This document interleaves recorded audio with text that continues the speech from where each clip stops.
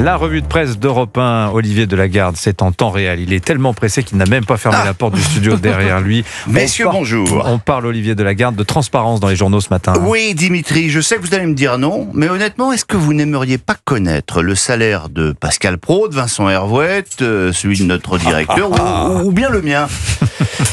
Eh bien, vous me répondez pas, mais ça va pratiquement moi je vous réponds oui. C'est si peu. Ça va être pratiquement possible et cela promet d'être une belle bombe dans les entreprises.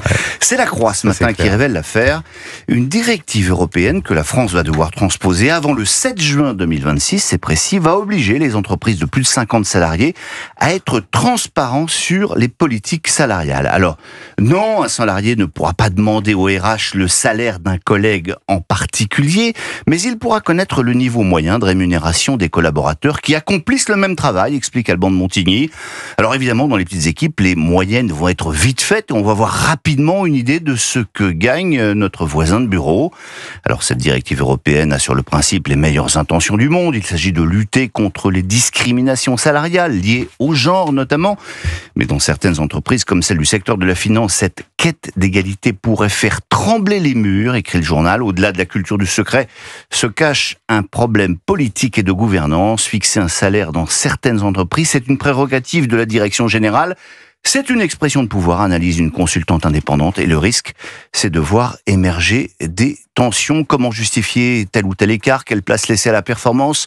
Comment l'évaluer objectivement? Autant de questions qui restent pour le moment sans réponse. Mais à mon avis, on n'a pas fini d'en entendre parler. Décidément, le socialisme n'a pas de limite. L'actualité, c'est aussi les discussions à l'Assemblée sur le budget. Oui, alors le rejet de la première partie du projet de loi de finances cette nuit par la Commission est intervenu trop tard pour vos journaux, mais dans la série Rien n'est gratuit dans ce bas monde, les Échos se sont procuré la fameuse lettre rectificative qui prévoit la suspension des réformes des retraites. Un document qui acte la promesse faite au PS, mais qui prévoit aussi de financer le manque à gagner qu'implique cette suspension. Un trou de 100 millions cette année et 1,4 milliard en 2026. Eh bien, les mutuelles santé vont devoir mettre la main au portefeuille, mais aussi les actuels retraités. Un effort supplémentaire de 0,5% de leur pension qui risque de faire réagir, prédit Solène Poulnec, sans grand risque de se tromper.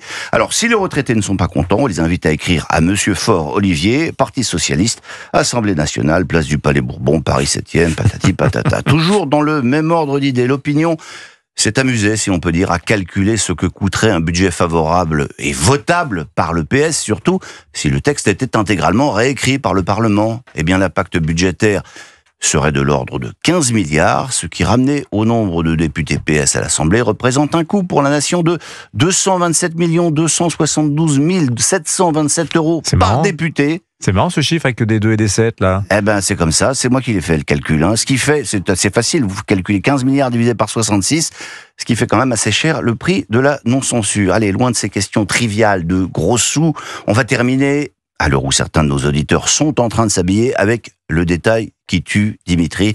Le détail qui veut dire beaucoup, nous prévient le Figaro ce matin dans un papier étonnant. Et je vous regarde, messieurs, lorsque vous portez une veste, veillez-vous bien à systématiquement laisser ouvert l'ultime bouton, nous demande Quentin Périnel. Quelle que soit la veste, quelle que soit la situation, pas avec cravate, quand même. C'est le détail qui vous fera passer d'individu lambda à personne chic. Le truc à faire lorsque vous allez demander une augmentation à un patron, à qui ça va probablement donner des boutons. L'ultime bouton du haut ou du bas? Du bas. Du bas. Il faut demander à Alexis Brazet. Non, parce que moi, si vous voulez, j'ai une aversion particulière pour les gens qui mettent des cravates, mais ne boutonnent pas en haut du col. Ça, je trouve que c'est une faute de goût. Mais enfin, chacun ses... non, mais attendez. Moi, je fais ce que dit le Figaro. Merci. Voilà, il faut toujours faire ce que dit le Figaro.